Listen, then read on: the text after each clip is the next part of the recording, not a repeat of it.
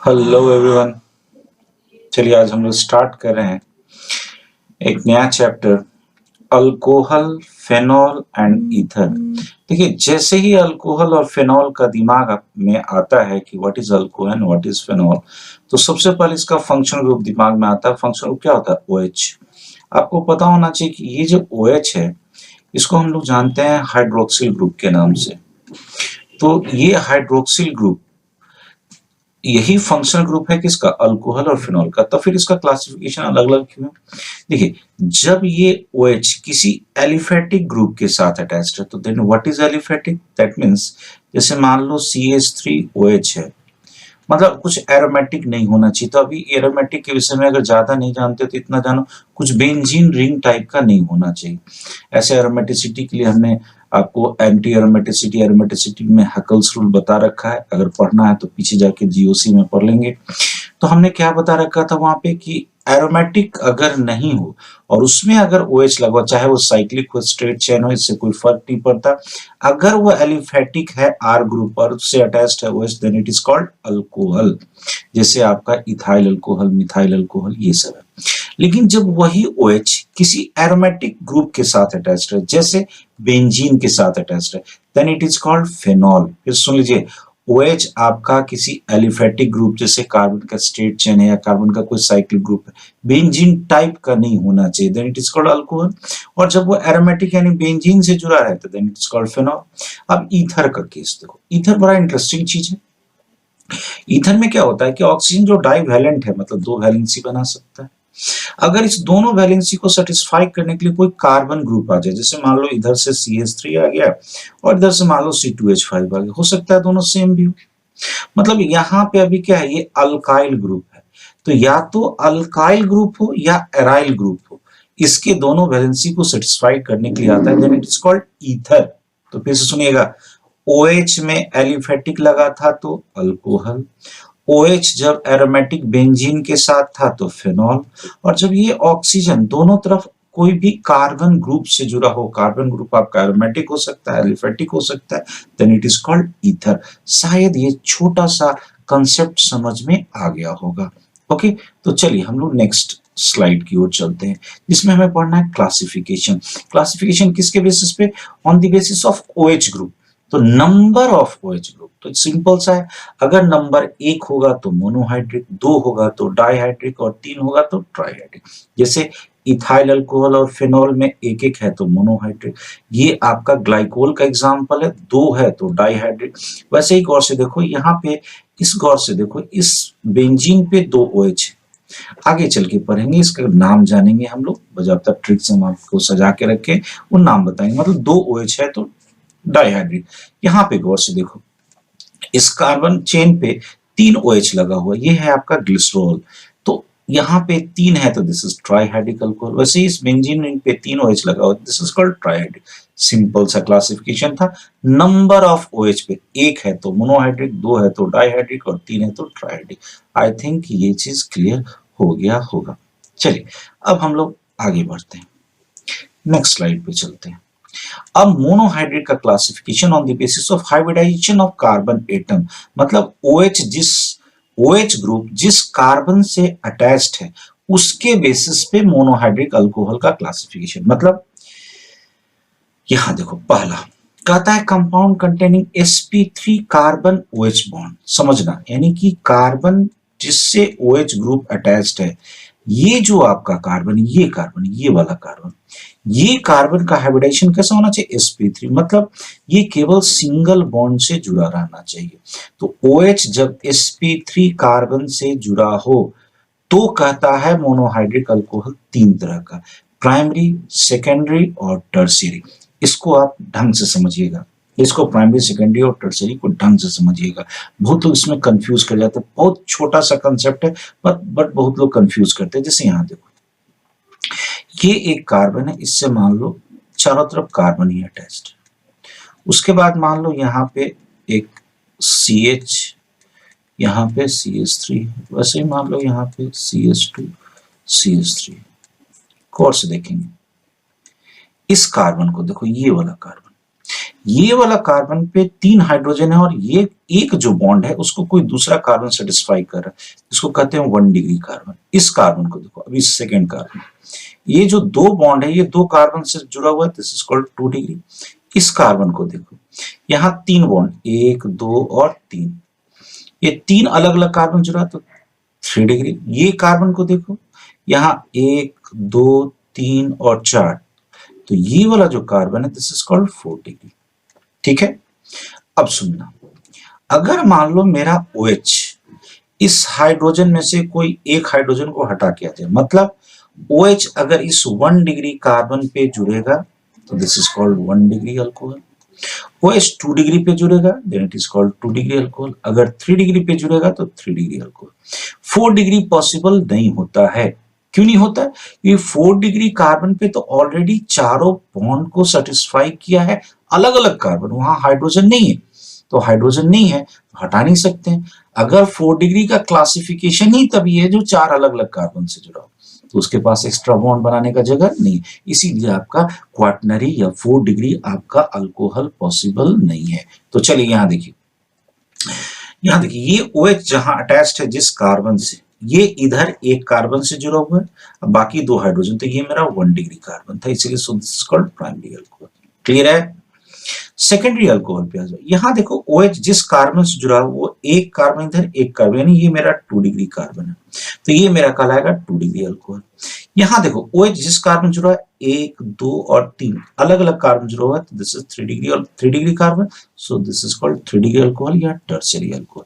शायद कंसेप्ट समझ में आया होगा। आपको पहचानना है कि ये जिस कार्बन से जुड़ा है, OH जिस कार्बन से जुड़ा है, ये कार्बन किस डिग्री का है। अगर प्राइमरी है तो प्राइमरी, सेकेंडरी है तो सेकेंडरी और टर्शियरी है तो टर्शियरी। शायद ये कंसेप्ट समझ में आ गया होगा। चलिए नेक्स्ट आते हैं। अब आते हैं अलाइलिक अल्कोहल। देखो OH अभी भी sp3 कार्बन से अटैच्ड है, लेकिन ये जो sp3 कार्बन होगा इसके नेक्स्ट कार्बन जो होगा वहां पे CC डबल बॉन्ड होगा। मतलब समझिएगा, एग्जांपल दे रखा है मैंने, क्या देखिए ये OH इस कार्बन से अटैच्ड है, ये कार्बन केवल सिंगल बॉन्ड है तो sp3 कार्बन है, लेकिन इसके बगल वाला कार्बन पे यहाँ पाई बॉन्ड है, ये वाला पाई बॉन्ड, ये मेरा पाई बॉन्ड है, तो सिंपली है इसको हम कहते हैं अलाइल ग्रुप। क्या कहते हैं? Allyl group. मतलब यहाँ देखो ये जो ग्रुप हुआ, ये इस तरह के ग्रुप को कहते हैं अलाइल, और ये जो कार्बन होता है this is called allylic carbon. इसको मैं ठीक से कर दूं, ऐसे समझो, कहीं भी पाई बॉन्ड के बगल वाले कार्बन को कहते हैं अलाइलिक कार्बन एटम। तो सिंपल है, अलाइलिक कार्बन पे OH अटैच्ड है, this is called allylic alcohol. कैसे पहचानेंगे? फिर से बोलो, हमने क्या बोला कि CC बॉन्ड के, एकदम हिंदी में लिख दे रहा हूं, बगल वाला कार्बन एटम क्या कहलाता है? ये मेरा, ये कहलाता है अलाइलिक कार्बन एटम। बस इतना दिमाग में रखिए, और उसी से जब OH अटैच्ड रहेगा तो this is called allylic. Simple सा है। चलो यहां देखो, ये मेरा CC डबल बॉन्ड है, इसके बगल वाले कार्बन पे OH अटैच्ड है। यहां देखो, ये मेरा CC डबल बॉन्ड है, इसके बगल वाले कार्बन पे OH अटैच्ड है, ये मेरा CC डबल बॉन्ड है, इसके बगल वाले कार्बन पे OH अटैच्ड है। तो सिंपल है, डबल बॉन्ड के बगल वाले कार्बन पे होगा that is called allylic carbon, उस पे जब OH लग गया तो अलाइलिक अल्कोहल। अब इसमें भी 1 डिग्री 2 डिग्री 3 डिग्री की बात आती है। कैसे? गौर से देखो, यहाँ पे देखो एक ही तरफ कार्बन है, दिस इज प्राइमरी। यहाँ देखो ये OH जिस कार्बन से जुड़ा वहां पे इधर एक कार्बन, इधर एक कार्बन, ये वाला, दिस इज सेकेंडरी। ये जिस कार्बन से OH जुड़ा है उससे देखो एक कार्बन इधर, एक कार्बन इधर, एक कार्बन, तो एक ग्रुप इधर, एक ग्रुप इधर, एक ग्रुप इधर, 3 तरफ है तो टर्शियरी। क्लियर है? वही कंसेप्ट है जो हमने आपको वहां बताया। चलिए नेक्स्ट आते हैं।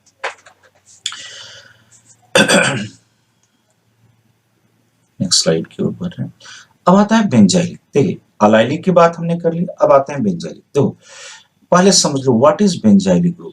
यहां देखना, ऐसा नहीं कि बेंजीन पर से आप हाइड्रोजन हटा दो, बेंजीन पर जो एक कार्बन लगा रहेगा जो CH3, यहां से एक कार्बन हटा दो, यहां से एक हाइड्रोजन हटा दो, this group is called benzylic. तो पहले बेंजाइलिक समझिए, व्हाट इज बेंजाइलिक। तो बेंजाइलिक मैंने क्या कहा, फिर सुनो। बेंजीन पर जो एक कार्बन लगा रहता है, बेंजीन पर जो एक कार्बन लगा रहता है, इस पर से जब एक हाइड्रोजन हटा दो, दिस इज कॉल्ड बेंजाइलिक। ये कार्बन मेरा कहलाता है बेंजाइलिक। इस पे OH लगा दो तो वो क्या कहलाएगा, बेंजाइलिक अल्कोहल। तो पहले सीखो व्हाट इज बेंजाइलिक। तो इस बेंजीन पर जो गौर से देखो एक CH2 लगा है, उस पे जब OH हम लगा दें तो this carbon is called benzylic carbon.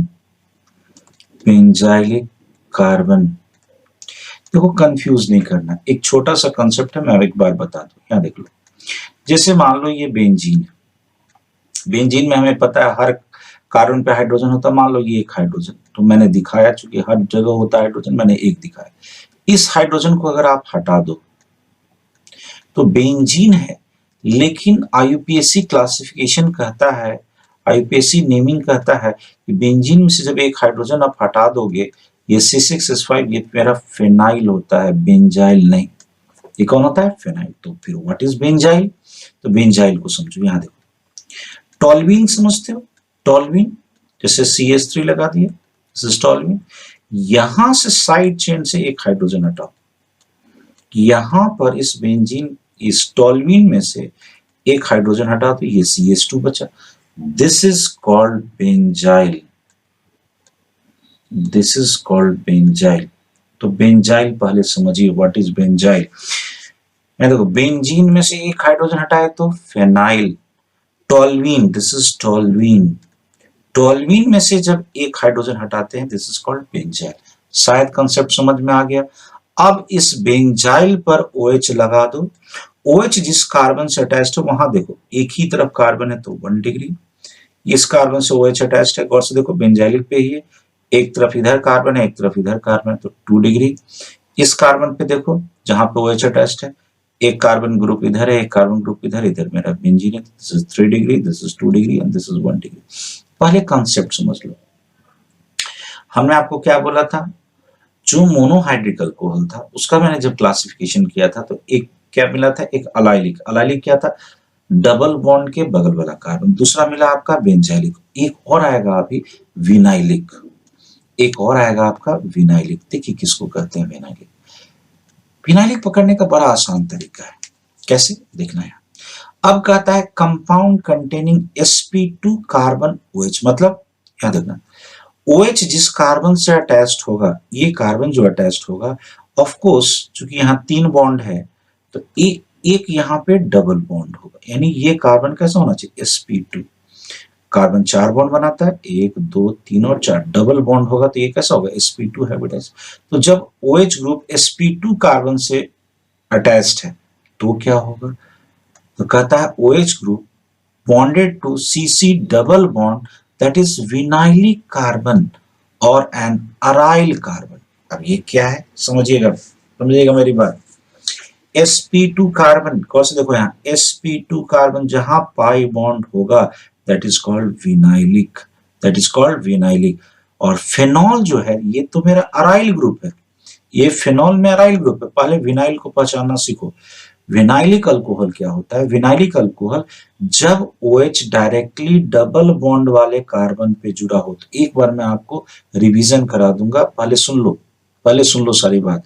जब आपका OH जहां पर पाई बॉन्ड है उससे डायरेक्टली जुड़ा हो तो विनाइलिक, याद करो OH उस कार्बन से जुड़ा था जो CC डबल बॉन्ड के बगल वाला था, बगल वाला था, दिस इज कॉल्ड अलाइलिक। याद आया, बेंजीन पर डायरेक्ट नहीं जुड़ा था, बेंजीन के बगल वाले कार्बन पे जुड़ा था, तो this is called benzylic, this is called benzylic. फिर से सुनिएगा एक बार, मैंने क्या कहा, मैंने जो कहा है आपको ढंग से सुनिएगा एक बार, ढंग से।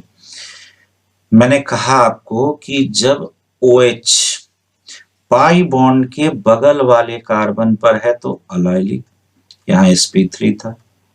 बेंजीन के बगल वाले कार्बन पे था तो दिस इज कॉल्ड बेंजाइलिक, यहाँ पे भी sp3 था। और जब डायरेक्ट CC डबल बॉन्ड पे है तो ये sp2 कार्बन है, दिस इज कॉल्ड विनाइलिक। अब देखो फेनॉल में भी तो डबल बॉन्ड होता है, लेकिन ये स्पेशल ग्रुप है, बेंजीन है, दिस इज अराइल ग्रुप, तो उसका नाम पड़ता है फेनॉल, दिस इज फेनॉल। तो शायद ये कंसेप्ट समझ में आ गया होगा, जो कॉमन क्लासिफिकेशन है और आपके एनसीईआरटी में दे रखा है। तो बेटा एक बार लिख करके कॉपी में लिखते जाओ, और जिस तरह से मैंने बताया है एक बार सुन तो लो, एक बार वीडियो को सुन लो, बड़े अच्छे से ये चीज क्लियर हो जाएगा। नेक्स्ट है ईथर। ईथर में गौर से देखो, हमने आपको बताया था ऑक्सीजन डबल बॉन्ड बनाता है, तो अगर ये वैलेंसी, दोनों तरफ की वैलेंसी आपका कार्बन का कोई ग्रुप अगर सेटिस्फाई करता है, then it is called ether. जब ये दोनों अल्काइल ग्रुप या फिर जो भी लगा रहे, ये अगर दोनों सेम है, R is equal to R dash, हमने क्या बोला, यहाँ देखो ये मेरा R ग्रुप है, ये R ग्रुप है, ये R डैश, मतलब ये मान लिया कि डिफरेंट है या सेम है। अगर ये सेम हो जाते हैं, इट इज कॉल्ड सिमेट्रिकल या सिंपल, और अगर ये डिफरेंट होता है तो ये अनसिमेट्रिकल या मिक्स्ड। तो मैंने क्या कहा, फिर सुनिएगा, जब ये दोनों अल्काइल ग्रुप सेम है तो सिंपल, डिफरेंट हो गया तो अनसिमेट्रिकल। तो ये आपका 12th का 2 मार्क्स का क्वेश्चन है, जो पता नहीं हर अल्टरनेटिव ईयर पे पूछता है 12th में कि what is symmetrical and unsymmetrical, call आपको डिफाइन करने के लिए देता है ईथर। तो आपको सबसे पहले बताना होगा कि स्ट्रक्चर ऑफ ईथर में इस तरह से दिखा दीजिए, और यहाँ पे दिखा दीजिए कि ये R और R डैश क्या हो सकता है। तो R और R डैश क्या हो सकता है, R एंड R डैश में भी क्या, अल्काइल ग्रुप या अराइल ग्रुप, यही होगा।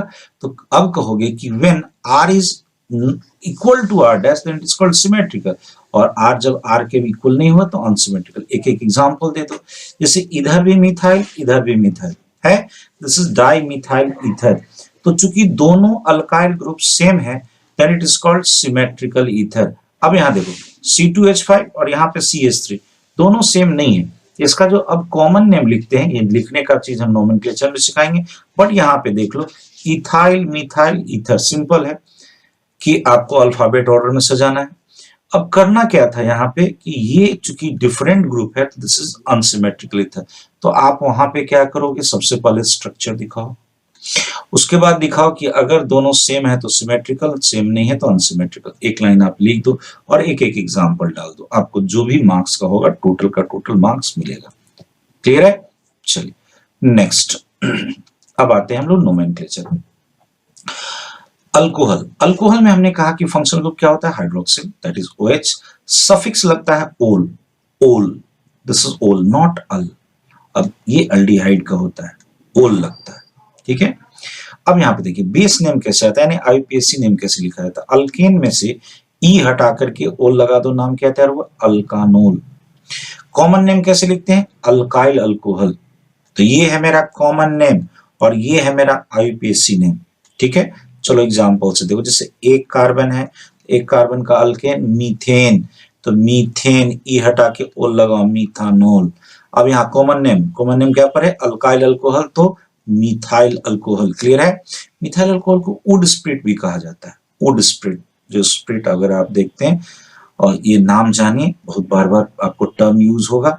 ये एक तरह का पॉइजन है, जैसे सुनते होंगे कि जो वाइन का प्रिपरेशन होता है, जो लोग ट्रेडिशनली वाइन बनाते हैं, मतलब टेक्निकली वो बहुत साउंड नहीं होते हैं, फिर भी जो सुनते हो गांव वगैरह में जो शराब बनती है, तो वहां पे चूंकि उसका फिल्ट्रेशन सही से नहीं हो पाता, फ्रैक्शनल डिस्टिलेशन से उसको अलग किया जाता है। तो ये इथाइल अल्कोहल, ये दिस इज ओरिजिनल वाइन, उसके साथ साथ मिथाइल अल्कोहल भी बनता है, क्योंकि वो ढंग से प्यूरिफाई नहीं हो पाता है, तो वहां पॉइजन रह जाता है, जिसके कारण सुनते हो गांव का गांव साफ हो गया। तो ये आप जो न्यूज सुनते हो, दिस इज द पॉइजन, कौन, मिथाइल अल्कोहल। तो ये क्लियर कीजिएगा। नेक्स्ट है C2H5, 2 कार्बन का अल्केन, इथेन, ओल लगा दो, ethanol. Common name ethyl alcohol, this is wine. 3 carbon है, प्रोपेन, ई हटा के ओल लगा दो, प्रोपानोल, हो गया। Common name N propyl alcohol, चूंकि स्ट्रेट चेन है तो ये नॉर्मल वाला एन प्रोपाइल अल्कोहल। कौन से देखो यहाँ पे लास्ट वाला देखना, ये लास्ट वाला 1 2 3, कौन से देखो दूसरे पोजीशन पे कौन है, OH। यहाँ पे एक्चुअली में छूट गया ये लिखना, प्रोपेन, प्रोपेन 2 ओल, या नहीं तो इसका दूसरा नाम 2 प्रोपानोल, मतलब पोजीशन दे दो इसका, और चूंकि स्ट्रेट चेन में 3 कार्बन है तो प्रोपेन, और ई हटा के क्या लगा दी, ओल, बस इसका पोजीशन दे दिए। तो ये दोनों तरीका सही है। अब गौर से देखो, होता क्या है, ये मेरा आइसोप्रोपाइल अल्कोहल इसका कॉमन नेम है, isopropyl alcohol, this is called isopropyl. Actual में देखो, इसको हम ऐसे भी लिख सकते हैं, ऐसे। हमने आपको कभी सिखाया था, जैसे मान लो इस तरह से चेन है और ये दूसरे कार्बन पे जब एक CH3 लगाता है तो इसे आइसो ग्रुप कहते हैं, आइसो अल्काइल कहते हैं। तो ये मेरा क्या हो गया, आइसोप्रोपाइल, आइसोप्रोपाइल। क्लियर है? चलिए, ये कॉमन नेम था, कॉमन नेम से कुछ ज्यादा जरूरत नहीं होता, मेन नाम होता है आपको IUPAC नाम लिखना होता है। IUPAC नेम जानिए, क्योंकि प्रोडक्ट का नाम आपको लिखना होगा। और चूंकि NCERT में जितना भी एग्जाम्पल है मैंने ले लिया, NCERT बुक आप सामने रखो और कॉपी रखो, कॉपी रखो एकदम, जहां जरूरत लगे एकदम लिख के याद करो बेटा। 4 कार्बन है तो ब्यूटेन, ई हटा के ओल लगा तो butanol. Common name N butyl alcohol. अब आ जाओ, इस ब्यूटेन पे अलग अलग हम ब्रांचिंग करेंगे। कौन सा, देखो यहाँ पे दूसरे पे है, यहाँ पे देखो दूसरे पे है, तो यहाँ पे हो गया मेरा ब्यूटेन 2 ओल, 1 2 3 4, तो ब्यूटेन 2 ओल या 2 ब्यूटानॉल। कॉमन नेम देखो, कॉमन नेम है secondary butyl alcohol, secondary butyl alcohol. गौर से देखो, बड़ा इंटरेस्टिंग है, सेकेंडरी ब्यूटाइल अल्कोहल।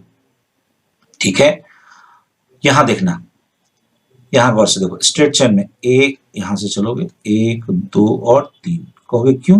क्योंकि यहाँ OH जहां फंक्शनल ग्रुप है वहां से नंबरिंग स्टार्ट करेंगे, उसको हमेशा पोजीशन कम देंगे। तो 2 पे क्या मिला, मिथाइल, तो 2 मिथाइल स्ट्रेट चेन में 3 कार्बन है, प्रोपेन 1 ओल। अब इसे कह दिए आइसोब्यूटाइल अल्कोहल। कहोगे सर यहाँ सेकेंडरी ब्यूटाइल और यहाँ आइसोब्यूटाइल। गौर से देखो, यहाँ जो OH अटैच्ड है ये 2 डिग्री कार्बन पे, लेकिन यहाँ जो OH अटैच्ड है ये 1 डिग्री कार्बन पे। लेकिन गौर से देखो, ये आइसो ग्रुप है, अभी अभी जिस मैंने आपको बताया था ये आइसो ग्रुप है। टोटल कार्बन है कितना, 4। So this is called isobutyl alcohol. इस सबको बार बार ना, जितना कम से कम NCERT में एग्जाम्पल है इसको प्रैक्टिस करो, अदरवाइज वहां जाकर के जब कॉमन नेम दे देगा, खासकर कन्वर्जन में, तो आपको किस प्रोडक्ट से, कौन सा रिएक्टेंट से कौन सा प्रोडक्ट बनाना है, अगर ये कॉमन नेम लिख दिया तो फिर वो दिक्कत हो जाएगा। इसलिए कॉमन नेम से आपको पहचानना है कि व्हाट इज दैट स्ट्रक्चर। ठीक है, तो पहले आइसो ग्रुप पहचान लिए। ठीक है, आइसो ग्रुप ये वाला है, ब्यूटाइल यानी 4 कार्बन होगा तो 1 कार्बन और यहाँ जोड़ दो, वहां OH लगा तो आइसोब्यूटाइल। ये है सेकेंडरी ब्यूटाइल अल्कोहल, मतलब ये 4 कार्बन का होगा, दूसरे पोजीशन पे OH लगा होगा। ठीक है, चलिए, एन ब्यूटाइल अल्कोहल मतलब एकदम स्ट्रेट चेन में है और किनारे पे OH है तो दिट्स एन ब्यूटाइल अल्कोहल। अब यहाँ पे जाओ, टर्सरी ब्यूटाइल अल्कोहल। हमने आपको कभी सिखाया था, इस तरह से अगर मान लो दूसरे कार्बन पे, ये पहला कार्बन ये दूसरा कार्बन पे 2-2 अल्काइल ग्रुप यानी 2-2 मिथाइल लगा रहता है, दिस इज कॉल्ड टर्शियरी। चलो फिर से याद करो, स्ट्रेट चेन था, दिस इज नॉर्मल अल्केन। अगर आपको मैंने सिखाया था इस तरह से, अगर मान लो यहाँ पे आ गया एक ग्रुप, दूसरे कार्बन पे एक अगर कार्बन आ गया, this is iso, this is normal and this is tertiary. यहाँ पे गौर से देखो कितना कार्बन है टोटल, 4, तो this is tertiary butyl alcohol. IUPAC name तो आसान है, कहोगे कैसे? यहाँ देखो, स्ट्रेट चेन ढूंढो जो सबसे लॉन्गेस्ट हो, तो लॉन्गेस्ट में कौन, 1 2 और 3, दूसरे पोजीशन पे OH भी है और मिथाइल भी, नाम तैयार हो गया, 2 मिथाइल प्रोपेन 2 ओल, या फिर कह सकते हो टर्शियरी ब्यूटाइल अल्कोहल। क्लियर है? चलो अब यहाँ पे देखो, 1 2 3 3 कार्बन है और तीनों पे OH लगा हुआ, तो प्रोपेन 1 2 3 ट्रायोल, ये इसका नाम, इसका कॉमन नेम है glycerol. This is the one of the component of soap, जो साबुन हम लोग यूज करते हैं उसका ये कंपोनेंट है ग्लिसरॉल। तो ग्लिसरॉल का फार्मूला याद रखिएगा, 3 स्ट्रेट चेन में कार्बन और तीनों पे क्या लगा हुआ, OH है, प्रोपेन 1 2 3 ट्रायोल। क्लियर है? चलिए बेटा, एकदम फिर से मैं कह रहा हूं, कॉपी पेन पकड़िए और कोशिश कीजिए कि इस स्ट्रक्चर को जितना बार आप लिख सकिए, जितना बार लिखिएगा उतना आपके लिए फायदेमंद होगा। नेक्स्ट आइए, अब कहता है cyclic alcohol are named used, prefix हम यहाँ पे यूज करेंगे साइक्लो, और यहाँ पे OH जो लगा रहेगा उसको हम कार्बन 1 मान के चलेंगे, क्योंकि देखो साइक्लिक ग्रुप में साइक्लिक इस तरह से मान लो साइक्लिक हेक्सानोल, जैसे हेक्सेन 6 कार्बन का है, वही करना है आपको हेक्सानोल, मतलब 6 कार्बन का है अल्कोहल हेक्सानोल। चूंकि ये साइक्लिक है तो आपको यूज क्या करना था, साइक्लो, तो नाम हो गया साइक्लोहेक्सानोल, साइक्लोहेक्सानोल। क्लियर है? अब हमने क्या कहा, ये दूसरा पॉइंट को समझो। दूसरा पॉइंट में मैंने कहा कि चूंकि इस OH को नंबर 1 मानना है, नंबरिंग करना होगा तो ये 2 होगा, तो नाम देखो 2 मिथाइल, फिर ये साइक्लो है, साइक्लो 6 कार्बन है, हेक्सेन, ई हटा के क्या लगा दो, ओल। एकदम नाम समझ में आना चाहिए। फिर से बोलो, हमने क्या कहा, हमने कहा कि इसका पोजीशन पहला देना है, तो ये इधर से नंबरिंग करोगे तो दूसरे पोजीशन पे कौन आ गया, methyl, 2 methyl, this is cyclo, 6 carbon का तो हेक्सेन, ई हटा के क्या लगा दिया, ओल। क्लियर है? Next of phenol. फेनॉल कहता है simplest hydroxy derivatives of benzene is called phenol. मतलब बेंजीन का डेरिवेटिव्स, यानी बेंजीन पर जब OH लगा होगा, hydroxy derivatives, that is called phenol. तो सिंपल है, जब बेंजीन पर हम एक OH लगा दिए, this is called phenol. Phenol का एक नाम याद रखिएगा, कार्बोलिक एसिड, याद रखना H2CO3, कंफ्यूज मत करना, दिस इज कार्बोनिक एसिड। बेटा लिख के याद करो, carbonic acid H2CO3 and carbolic acid is phenol. ठीक है? अब आइए, इस जैसे ये फेनॉल के बाद बेंजीन पर एक CH3 भी लगा देते हैं, जिसे क्रेसोल कहते हैं। सब जगह देखो क्रेसोल। अब वो CH3 कहां लगा है, तो CH3 का पोजीशन देखो, जस्ट इसके बगल में तो ऑर्थो क्रेसोल, ऑर्थो के बगल में है तो मेटा क्रेसोल, मेटा के बगल में है तो पारा क्रेसोल। पोजिशनिंग करोगे तो यहाँ 1 2 मिथाइल फेनॉल, यहाँ 1 2 3, तो 3 मिथाइल फेनॉल, यहाँ 1 2 3 4, तो ये 4 मिथाइल फेनॉल। तो ये जो नेमिंग है इसको एक बार लिख के याद करो, what is phenol, these are the derivatives of phenol. ठीक है? That is cresol. क्रेसोल में क्या था कि फेनॉल के बाद, मतलब फेनॉल पे एक CH3 लगा, कहां लगा हुआ है, जस्ट उसका पोजीशन देखिए, IUPAC नेम लिख सकते हैं, कॉमन नेम लिख सकते हैं। चलिए नेक्स्ट स्लाइड की ओर चलते हैं। अब आते हैं डाइहाइड्रोक्सी डेरिवेटिव्स ऑफ बेंजीन। तो डाइहाइड्रोक्सी डेरिवेटिव्स मतलब बेंजीन पे 2 OH लगा होगा। मैंने वहां पे भी कहा था जब डायहाइड्रिक अल्कोहल की बात की थी। गौर से देखो, जब 2 OH लगा, एक OH लगा होता तो फेनॉल, और जब 2 OH लगा हुआ है तो बेंजीन 1 2 डायोल है। कॉमन नेम देखो कैटेकॉल, कैटेकॉल, ये ऑर्थो वाला पोजीशन है। गौर से देखो, जब मेटा पे गया तो रिसर्सिनॉल या बेंजीन 1 3 डायोल, जब ये पारा पे गया तो दिस इज कॉल्ड क्यूनोन, इतना भी नाम से चलेगा, या हाइड्रोक्सी क्यूनोन, दोनों नाम से दोनों नाम इसका कॉमन नेम है, पॉपुलर यही है क्यूनोन, या इसका IUPAC नेम लिखोगे तो बेंजीन 1 4 डायोल। देखो नाम याद कैसे होगा, जो ये NCERT में टर्म है कि कैटेकॉल, रिसर्सिनॉल और क्यूनोन। याद देखो, ऑर्थो मेटा पारा तो समझते हो, याद रखना। जैसे मान लो ये, अगर मान लो मेरा फेनॉल है, ठीक है, फेनॉल का ये वाला group, this is ortho, this is Meta and this is पारा है। अगर ऑर्थो पे OH आएगा तो दिस इज कैटेकॉल, मेटा पे आएगा दिस इज रिसर्सिनॉल, और पारा पे आएगा तो क्यूनॉल है। तो ऐसे याद रखोगे, कैट रेस क्यू, रेस्क्यू, ऐसे याद रखो, कैट रेस्क्यू। ये क्या है, ऑर्थो वाला, ये क्या है, मेटा वाला, ये है पारा। ये है मेरा मेमोरी ट्रिक बेटा। यही सब तो ट्रिक है जो कि आपको छोटा छोटा चीज जो है आपको आगे करेगा। फिर से बोलो, क्या है, cat rescue, cat rescue. What is cat rescue, ortho वाला कैटेकॉल, मेटा वाला रिसर्सिनॉल, और पारा वाला क्यूनॉल। फिर से बोलो, ऑर्थो वाला कैटेकॉल, बोलो कैट, दिस इज ऑर्थो, रेस दिस रिसर्सिनॉल, मेटा वाला है, और पारा वाला क्या है, क्यूनॉल। तो बोलो कैट रेस्क्यू, OMP। OMP मैंने कैसे याद कराया था बेटा आपको, ग्रुप के बगल वाला ऑर्थो, उसके बगल वाला मेटा, उसके बगल वाला पारा। तो ये सीक्वेंस मैंने भी आपको याद करा रखा है, ओम पूरी, ऐसे याद रखो, ओम पूरी, ऑर्थो मेटा पारा, ओपीएम मत कर देना, ओएमपी, ओएमपी, इस तरह से याद रखिएगा, आसानी होगी। अब ओएमपी जब याद हो गया तो इसको मैंने कैसे याद कराया, फिर से बोलो, कैट रेस्क्यू, ओएमपी। बिल्कुल क्लियर है, एकदम छोटा छोटा चीज ट्रिक से अगर बना करके अगर आप याद करोगे तो बहुत आसान हो जाएगा।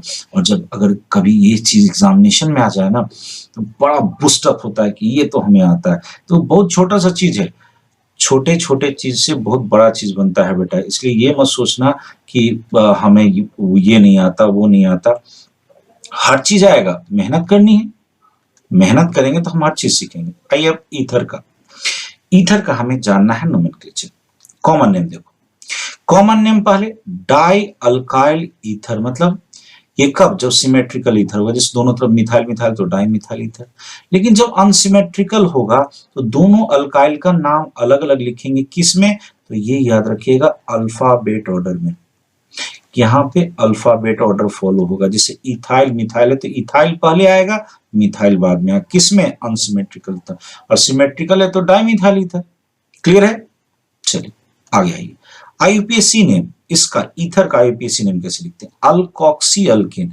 कोर्स देखो बड़ा अजीब लगता है, अल्कोक्सी अल्केन, मतलब इसका जो फंक्शनल ग्रुप वाला जो पार्ट है ये नाम से पहले गया, यानी कि ये जब भी पहले आईयूपीएसी नेम में कोई चीज आता है तो that is treated as substituent, उसको हम ब्रांच की तरह समझते हैं, उसको हम ब्रांच की तरह लेते हैं, उसको कभी भी फंक्शन ग्रुप नहीं मानते। यही कारण है कि इसमें कभी भी नेमिंग में प्रायोरिटी नहीं दिया जाता। क्या बोले बेटा, एनसीईआरटी में एक एग्जांपल है और जो मैंने आपको एग्जांपल यहाँ पे लिया है उसको मैं क्लियर करूंगा। चलो यहाँ देखो, अल्कोक्सी किसके लिए, जब O के साथ एक अल्काइल को ले लो, किस अल्काइल को लोगे, तो कहता है उस अल्काइल को लोगे जिसमें less number of carbon atom होगा। फिर से सुनो मैंने क्या कहा, ऑक्सीजन किस अल्काइल के साथ जाएगा, अल्कोक्सी किसके लिए लिखाएगा, उसके लिए जिसमें कार्बन का नंबर क्या होना चाहिए, कम, उसके साथ ऑक्सीजन जाएगा।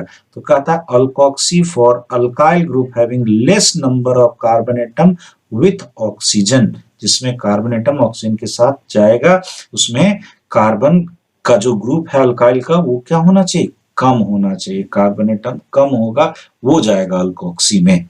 ठीक है, चलो एग्जाम्पल देखते हैं, एग्जाम्पल से सब चीज क्लियर होगा।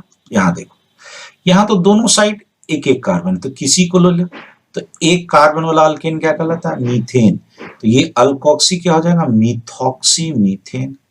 कॉमन नेम, चूंकि ये सिमेट्रिकल है तो डाइमिथाइल ईथर, इसमें किसी को कोई कंफ्यूजन नहीं होना चाहिए। यहां देखो इथाइल इथाइल है तो एक के साथ ले लो, इथॉक्सी इथेन, और ये डाइथाइल ईथर। अब आओ, यहां तक तो आसान था, यहां तक किसी को कोई कंफ्यूजन नहीं होना चाहिए। अब आते हैं, यहां देखिए, यहां देखो, यहां कितना कार्बन, गौर से देखना, 3 कार्बन, इधर कितना कार्बन, इधर है आपका 1 कार्बन। तो ये जो ऑक्सीजन है अब इस 1 कार्बन के साथ जाएगा, तो इसका नाम क्या लिखाएगा, मिथॉक्सी, मिथॉक्सी। 3 कार्बन का अल्केन का नाम प्रोपेन। ये नाम समझ में आया, चलो फिर से ध्यान देना, फिर से ध्यान दो, यहाँ पे ये मेरा 3 कार्बन है, ज्यादा लंबा है क्योंकि इधर 1 ही कार्बन है। हमने कहा था ये ऑक्सीजन किसके साथ जाएगा, जिधर कम कार्बन होगा, तो कम कार्बन 1 है तो मिथॉक्सी, 3 के लिए प्रोपेन, अल्कोक्सी अल्केन लिखना था तो क्या हो गया, मिथॉक्सी प्रोपेन। क्लियर हो गया ये कंसेप्ट। चलो अब इसका हमको कॉमन नेम लिखना होगा, तो ये प्रोपाइल है और ये मेरा मिथाइल है, तो अगर अल्फाबेट में चलोगे तो KLMNOP, M पहले आया तो मिथाइल, और चूंकि ये स्ट्रेट वाला प्रोपेन है तो N प्रोपाइल ईथर। ठीक है, चलिए यहां देख लो, C6H5 और OCH3, ये छोटा कार्बन, 1 कार्बन है, मिथॉक्सी, और ये चूंकि चूंकि इसका आईयूपीएसी नेम लिखोगे, जैसे यहाँ पे देखो, यहाँ पे लोग कहता है सर फिनाइल क्यों नहीं लिखे, यहाँ देखो जब कोई ब्रांच लगाओ, जैसे इसका नाम क्या लिखते हो, क्लोरोबेंजीन, क्लोरोबेंजीन, तो वैसे ही यहाँ पे एक सब्स्टिट्यूएंट लगा हुआ OCH3, तो मिथॉक्सीबेंजीन, इसका नाम ये एनिसोल है। ये कॉमन नेम है, बड़ा फेमस है, एनसीईआरटी में बहुत बार यूज हुआ है, क्वेश्चन में यूज होता है। तो व्हाट इज एनिसोल, मिथॉक्सीबेंजीन। इसका अगर हमको कॉमन नेम लिखना होगा तो मिथाइल और ये अब लिखाएगा, चूंकि अब ये अल्काइल की तरह यूज करना है, अल्काइल अल्काइल ईथर, तो अब ये मिथाइल, अब ये फेनाइल। फिर से देखना, जब ये पूरा ग्रुप लेना था तो क्या था, बेंजीन, और जब इसको अल्काइल की तरह लेना है तो फेनाइल, मिथाइल फेनाइल ईथर। बेटा इसको लिख के याद करो, लिखो, लिखने से आपका बहुत कुछ क्लियर होगा। चलिए नेक्स्ट, ये सारा आपके एनसीईआरटी में। ये जो कहोगे कि हमने आपको एक्स्ट्रा दे रखा है, एकदम नहीं बेटा, एनसीईआरटी में जितना दे रखा है ना, इतना अगर थॉरो बना जाओ, और इसके बाद आप क्वेश्चन बैंक बनाओ। जैसे कॉम्पिटिटिव का जो लोग तैयारी करते हैं, इसके बाद क्वेश्चन बैंक बनाओ। क्वेश्चन बैंक अगर आप बना गए ना, तो हमें नहीं लगता कि आपको कोई क्वेश्चन अगर अच्छे से प्रैक्टिस किया हो तो वहां छूटेगा। इसके बाद आप जितना टेस्ट सीरीज देना है, जितना प्रैक्टिस करना है करो। चलो यहाँ देखो, ये कितना कार्बन है, 7 कार्बन है, समझिएगा। ये कितना कार्बन है, 6 कार्बन। कम कौन, ये वाला, तो ऑक्सीजन इसके साथ जाएगा, यही चीज तो पहचानना है। ऑक्सीजन इसके साथ गया तो ये मेरा अल्काइल वाला है, फेनाइल, तो ये कहलाएगा फेनॉक्सी, और ये 7 कार्बन है तो हेप्टेन। नाम समझ में आया? चलो फिर से बोलोगे एक बार, ये वाला 6 कार्बन था, छोटा था, वो 7 कार्बन था, तो ये 6 कार्बन है, ये 7 कार्बन है। 7 कार्बन का अल्केन, हेप्टेन तो बाद में लिखाया, जो लॉन्गेस्ट चेन है। अब ये क्या है, तो इसके मान लो इसके पहला कार्बन पे अगर ये जुड़ा, ये क्या है, फेनॉक्सी, फेनॉक्सी अल्कोक्सी, फेनाइल का फेनॉक्सी। अब इसका कॉमन नेम, इधर हेप्टाइल है, इधर फेनाइल है, H पहले लिखाएगा, हेप्टाइल फेनाइल ईथर। क्लियर है कंसेप्ट? चलो यहाँ देखो, यहाँ देखो, ये ऑक्सीजन से अटैच्ड है ये वाला ग्रुप, इसका नंबरिंग करो 1 2 3। ये जो छोटा कार्बन है, इधर एक कार्बन है, तो ये क्या है, मिथॉक्सी। कहां पे अटैच है, दूसरे पे, तो 2 मिथॉक्सी प्रोपेन। नाम समझ में आया? यहाँ पे देखो दूसरे पोजीशन पे ये कौन अटैच है, मिथॉक्सी, और 3 कार्बन के अल्केन को हम क्या कहते हैं, प्रोपेन। क्या कहते हैं, propane. 2 methoxy propane, common name. Common name क्या होगा, इधर ये मिथाइल है और इधर आइसोप्रोपाइल है, मिथाइल आइसोप्रोपाइल ईथर। क्लियर है? चलो नेक्स्ट, जितना बनाओगे उतना समझ में आएगा। क्या देखना, गौर से देखो, इधर 6 कार्बन है और इधर आपका 4 कार्बन है, तो लॉन्गेस्ट चेन कौन सा होगा, ये वाला, तो ऑक्सीजन इसके साथ जाएगा, जाएगा। अब बोलो, जब ऑक्सीजन इसके साथ जाएगा तो यहां पे है क्या, यहां पे मैं नंबरिंग अलग से करता हूं, 1 2 3 4। ये तीसरे पोजीशन पे मिथाइल है, तो ऑक्सीजन इसके साथ जाएगा, तो इसके साथ नाम क्या लिखाएगा, 4 कार्बन का तो ब्यूटॉक्सी लिखाएगा, लेकिन उसके तीसरे पोजीशन पे कौन है, मिथाइल, तो 3 मिथाइल, 4 कार्बन के लिए ब्यूटॉक्सी, अल्कोक्सी की जगह ब्यूटॉक्सी, और इधर है मेरा बेंजीन। समझ में आया? फिर से चलो, फिर से देखो मैंने क्या कहा, यहां चलो 1 2 3 4, तीसरे पोजीशन पे मिथाइल है, 3 मिथाइल, 4 कार्बन का अल्कोक्सी ब्यूटॉक्सी, और ये है मेरा बेंजीन। आईपीसी नेम समझ में आ गया। अब कॉमन नेम पे आओ, ये है मेरा फेनाइल और ये है मेरा, गौर से देखो, चूंकि 5 कार्बन है, टोटल 5 कार्बन है, और 5 कार्बन हम आपको सिखाया था कि जब दूसरे कार्बन पे इस तरह CH3 लगा रहता है, इसे आइसो कहते हैं।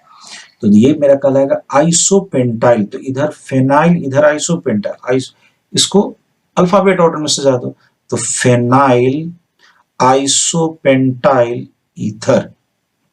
ये क्लियर हुआ? चलिए नेक्स्ट आते हैं। हाँ सॉरी, नेक्स्ट है। अब यहाँ पे देखो, ये बड़ा इंटरेस्टिंग, ये और ये बड़ा ही इंटरेस्टिंग है। मैं कोशिश करूंगा इसको मैं अलग से बताऊं। गौर से देखो, यहाँ पे मैं ये जो स्पेस है इसको मैं यूटिलाइज कर रहा हूँ। जैसे यहाँ देखो CH3O, इसको मैं ऐसे दिखा दूं, CH2 CH2 OCH3 and OCH3। गौर से देखो, ये स्ट्रक्चर और ये स्ट्रक्चर सेम है। अब ये आसान हो गया, कैसे, इसका नंबरिंग करो 1 2 है, ये कौन है, मिथॉक्सी, कौन लगा, मिथॉक्सी, कहाँ कहाँ, 1,2 पे 2 बार नाम पड़ेगा, 1,2 डाई मिथॉक्सी, हो गया। और 2 कार्बन का अल्केन, ये मेरा 2 कार्बन है, 2 कार्बन का अल्केन इथेन, नाम समझ में आया, 1,2 डाई मिथॉक्सी इथेन, क्लियर है, ये कंसेप्ट समझ में आया बेटा। ये क्वेश्चन आपके 12th एग्जामिनेशन का पूछा हुआ है और ये बड़ा अच्छा क्वेश्चन है, इसको आप कॉम्पिटिटिव एग्जाम्स में पूछ देना तो इसमें 80% लोग गलती करेंगे, छोटा है बट बड़ा अच्छा है। चलिए लास्ट वाला क्वेश्चन पे आते हैं, लास्ट क्वेश्चन को देखो, मैं फिर से स्ट्रक्चर बना रहा हूं, यहां पे 2 CH3 अटैच्ड है और यहां पे एक OC2H5 मतलब इथॉक्सी अटैच्ड। हमने क्या कहा था, चलो इसका नंबरिंग करते हैं, अगर एक बार नंबरिंग यहां से चलो 1 और 2 तो यहां पोजीशन क्या आएगा, 1 2 2, ठीक है, 2 2 1 2 2। और एक बार अगर यहां से चलते, इसको हम देते नहीं 1 और इसको देते 2 तो क्या आता, 1 1 2। आप ही बताओ कौन सा नंबरिंग सही होगा। यहां पे अगर टोटल सम भी करोगे तो 1 2 2 कितना हो जाएगा, 5 और 1 1 2 होगा 4, तो ये वाला कम है, ये वाला ज्यादा है, तो ये वाला सही नहीं होगा। मतलब कौन सा नंबर सही नहीं हुआ, ये जो नंबर है ये वाला 2 और ये 1, ये सही नहीं होगा, ये वाला नंबरिंग सही होगा 1 2। लोगों को लगता है कि सर ये तो फंक्शनल ग्रुप है, इसे तो हमेशा 1 देना चाहिए, नहीं, हमने आपको शुरू में कहा था इसका नाम क्या था, alkoxy alkane, that means this ether in IUPAC name treated as substituent, इसको हम सब्स्टिट्यूएंट की तरह मानते हैं। और जब इसे हम सब्स्टिट्यूएंट की तरह मानेंगे तो हमने क्या सिखाया है आपको कि जब ये सब्स्टिट्यूएंट की तरह होगा तो कभी भी इसका नंबरिंग में प्रायोरिटी नहीं देते हैं, इसको नंबरिंग में हम प्रायोरिटी नहीं देते। मतलब यहाँ पे क्या हुआ 1, यहाँ पे क्या हुआ 2, यहाँ पे आपको वही या तो RFPD rule, rules of first point of difference, या फिर सम रूल जिससे भी आपको क्लियरिटी आ जाए उससे फॉलो करो। जैसे यहाँ पे क्या मिला 1 1 2 और मिलता है ऐसे 1 2 2, तो यहाँ पे देखो तो यहाँ पे डिफरेंस है, जो कम वाला है उसको लेते हैं, यानी ये सही होगा, तो वही मैंने आपको सही किया है। चलिए अब इसका नाम लिखते हैं, अब तो आसान हो गया, बोलो ये दूसरे पोजीशन पे कौन है, इथॉक्सी, चूंकि अल्कोक्सी अल्केन लिखना है, 2 इथॉक्सी। अब बोलो 1 1 2 बार आया मिथाइल तो 1 1 डाई मिथाइल हो गया। और ये है मेरा साइक्लोहेक्सेन, चलो एक बार फिर से बोलोगे, दूसरे पोजीशन पे कौन है, ये आपका इथॉक्सी, तो 2 इथॉक्सी, 1 पे 2 बार आया मिथाइल तो 1 1 डाई मिथाइल, और ये मेरा साइक्लोहेक्सेन है, तो साइक्लोहेक्सेन। शायद यही 2 था जो आपका बहुत अच्छा था, जो NCERT में आपके दिया हुआ है, इसीलिए मैंने इसको लिया है।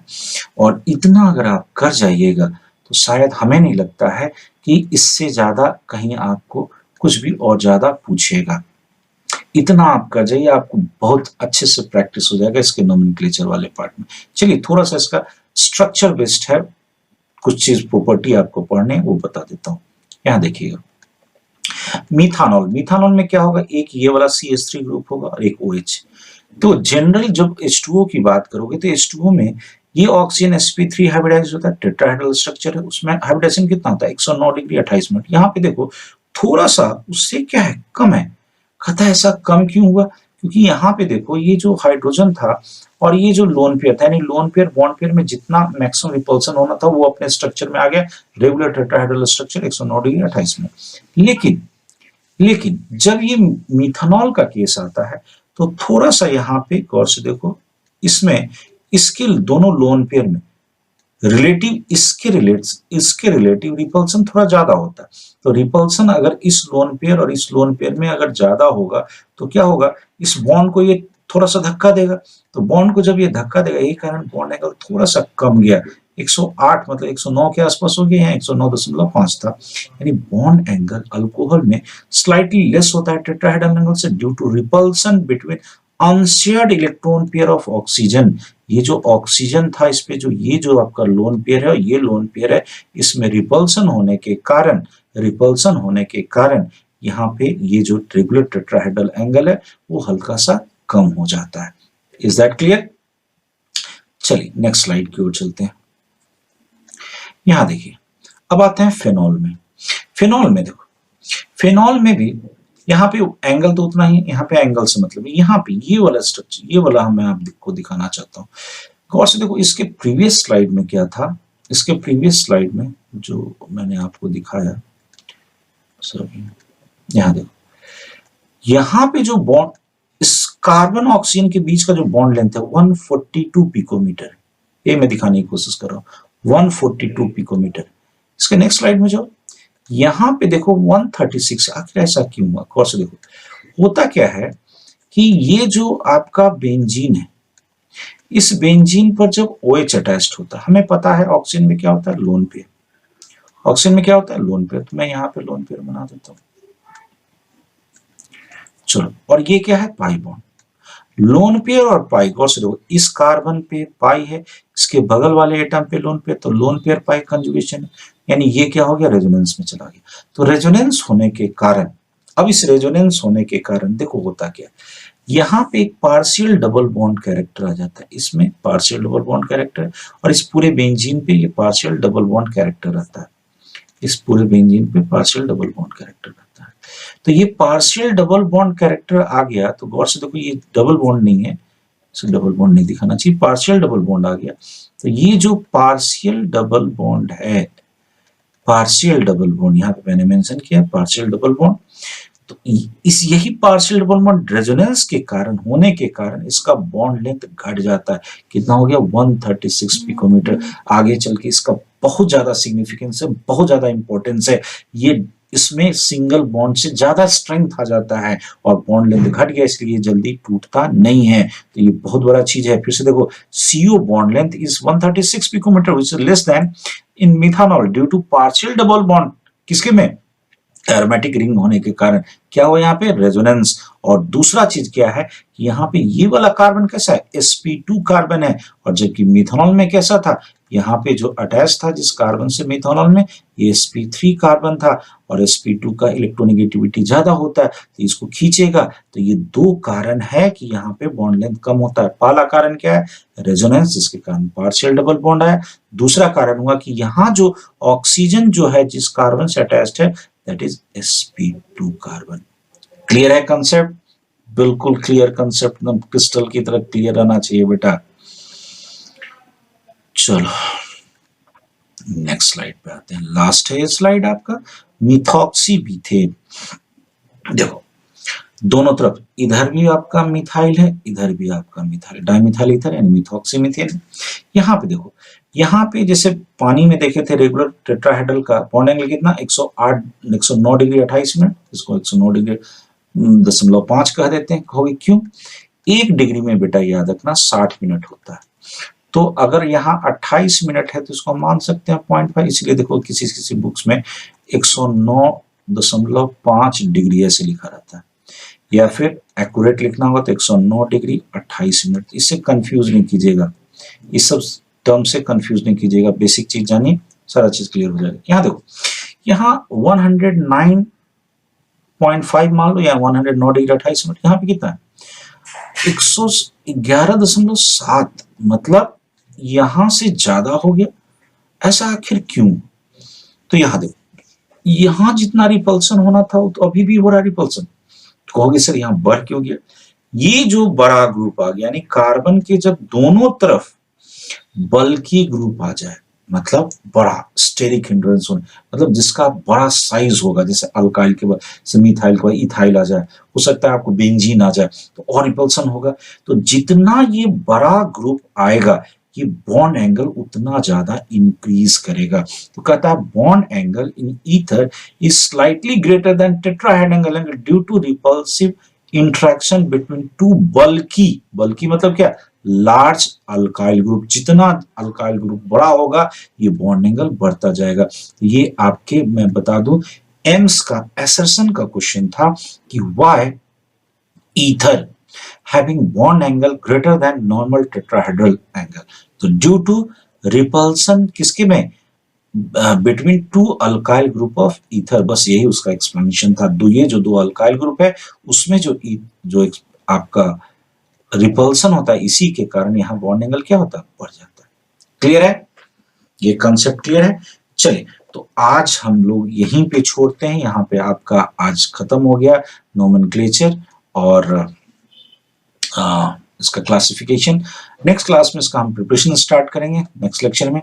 तो तब तक हमारे साथ बने रहिए बेटा, पढ़िए पूरा फुल वीडियो अच्छे से देखिए और लिख के कोशिश कीजिए। देखिए पढ़ाने वालों की कमी नहीं है, बट हम आपको एक बात बता दें, हम कोशिश कर रहे हैं कि to the point of NCERT, कहता है ना हर point NCERT point, to the NCERT point, कहते हैं ना एनसीईआरटी पॉइंट ऑफ व्यू से हमें चलना है, ताकि एक भी क्वेश्चन, देखो एनसीईआरटी अगर कवर कर लोगे ना तो हर जगह हर आपका एग्जामिनेशन कवर हो सकता है बेटा।